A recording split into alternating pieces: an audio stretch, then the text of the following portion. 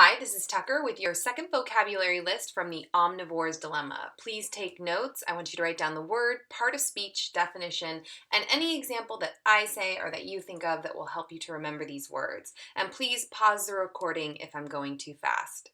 The first word is atavistic, and it's an adjective.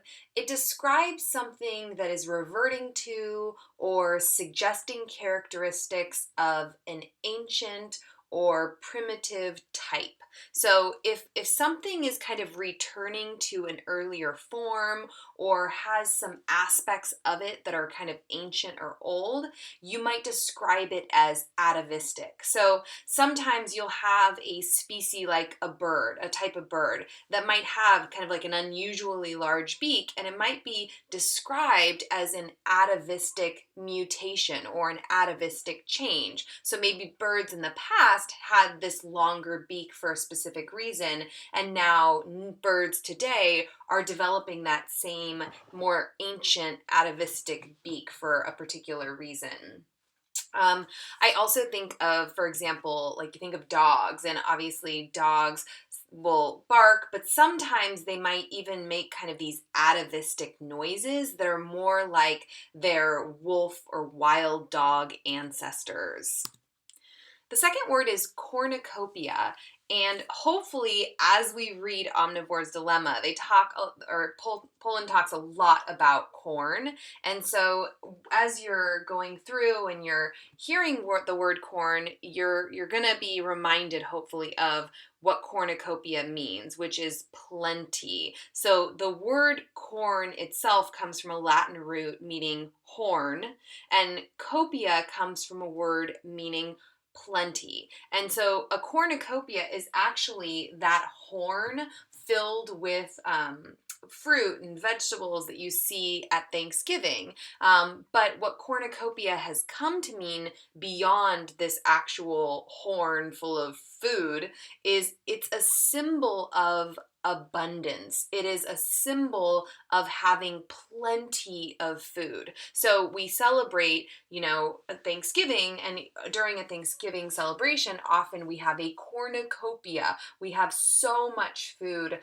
there's tons of leftovers. Third word is intrepid, and this describes something or someone who's resolutely fearless. They're dauntless. They won't be scared away from something. So when I think about the animal kingdom, I think about an animal that is intrepid.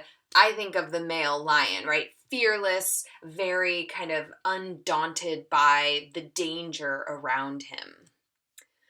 Omnivore obviously comes right from the title of our text, and the beginning of this word, omni, actually means all, and vor means one that eats. So one that eats all. So an omnivore is someone or something that eats both plants and animals. They eat all of it. They're not just eating plant life, or they're just eating meat. They're eating everything. So if we think about examples of omnivores, bears are definitely examples of omnivores. They will eat meat, they'll eat seafood, and they'll also eat berries and things, plant life. Distinction. Distinction is a noun, and it's recognizing and seeing and taking note of differences. So when you look at two things and your brain is kind of making notes about what's different between those two things, you're making a distinction. So there's signs all over life that help us to make distinctions. Obviously, about if we're in a restaurant, we want to use the bathroom. Which bathroom are we going to use? They'll usually use signs so that we can make a distinction between what's the men's room and what's the women's room. Terrestrial. The word terrestrial describes anything that pertains or represents the earth. And terra actually means earth. So if you think about that first part of that word, terra, as meaning earth, it should remind you of what this word means. And it describes things pertaining to the earth as distinct from other planets or even distinct from water. So there are some terrestrial animals and beings that just live on the earth. things like, you have turtles. They live on the earth.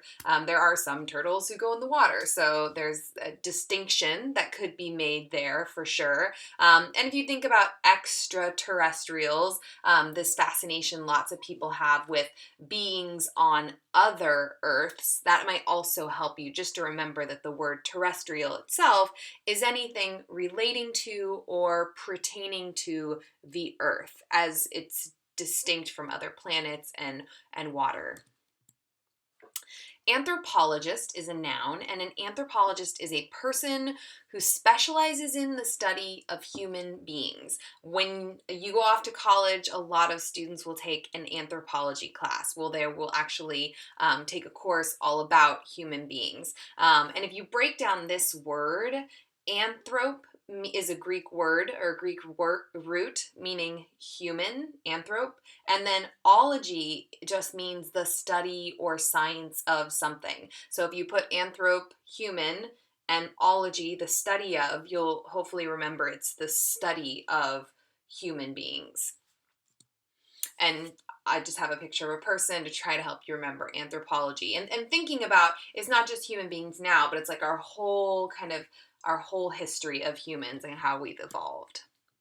Predispose is a verb, and it means to have an inclination towards something or maybe a tendency to do something. So, for example, some people are genetically kind of predisposed to certain diseases because of their genetic family history, whereas other people might be really predisposed to do well academically because they love to read or they enjoy books and studying, or maybe they have a lot of support in their family culture around learning and education.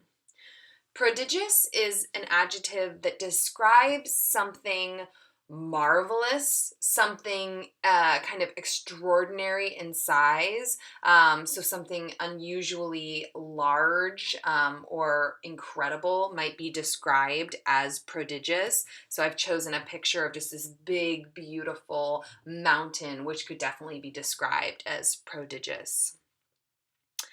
Existential is describing anything that pertains to or relates to our state of existing or our state of being as people. And if you look at existential, exist, obviously that beginning of that word will help you remember that it is relating to this idea of existing. And a lot of people wonder, like, what is our purpose here on earth? Why do we exist? And they spend a lot of time kind of mulling that question over because they're really interested in, the purpose of life.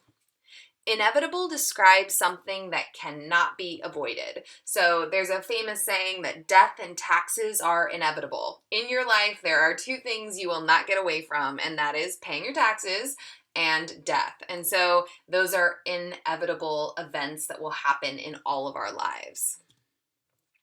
Unassailed.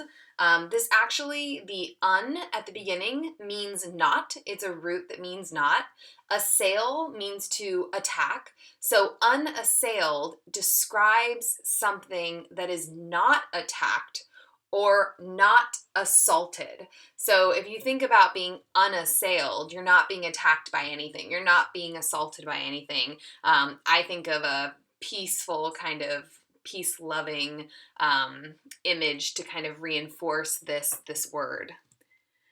Paradox is a noun, and a paradox is a statement that seems to contradict itself. So it says one thing, but it almost seems to kind of go against what it's saying. And so sometimes these self-contradictory statements actually possess or express a bit of truth in them. And so I found a really great quote that I think is a nice explanation of a paradox. So kind of this seeming contradiction that actually has some truth in it. So George Bernard Shaw said, "What a pity that youth must be wasted on the young." And at first this doesn't seem like it makes sense, right? Like, why is youth wasted on the young? Of course the young enjoy youth, but I think what Shaw is trying to get at is that when you're young, you don't really appreciate your youth. You don't appreciate it until it's gone. So even though this statement seems to contradict itself, it seems to be this paradox, it actually has like this nugget of truth in it. The next word is quaint, and it describes something that is, when I think of the word quaint, I think of something that's cozy, it's kind of old-fashioned, maybe it's charming because it's kind of cute or old-fashioned. Lots of, homes can be considered quaint because they're full of kind of knickknacks that are have kind of a old world vibe about them, or just like a sweetness, or maybe they're not something that you see all the time, and so you describe them as quaint. When I was traveling around Ireland, I would stay in these very quaint bed and breakfasts, and they were always full of like pretty mismatched china and like fun kind of funky bed quilts, right? Just all of these little touches that made it feel very cozy and old-fashioned and quaint. Apotheosis is a noun, and apotheosis is when it's the act of elevating a person to kind of the rank of a god. And so sometimes we will kind of elevate people who have had a huge impact on society. I'm thinking about people like Martin Luther King, who we think of and we really revere, we really respect them. Gandhi, Mahatma Gandhi is a great example. Nelson Mandela. These are people who we think a lot of because they had such a huge impact on society, and their ideas are still very widespread. But even kind of teenagers and young people nowadays will even kind of elevate rock stars and stuff. So some people might say that people like Beyonce have been elevated to the point of where some people think of them as almost godly, kind of out of this world. So it might be an example of apotheosis, where these singers or these famous people take on this larger than life kind of godlike status for some people.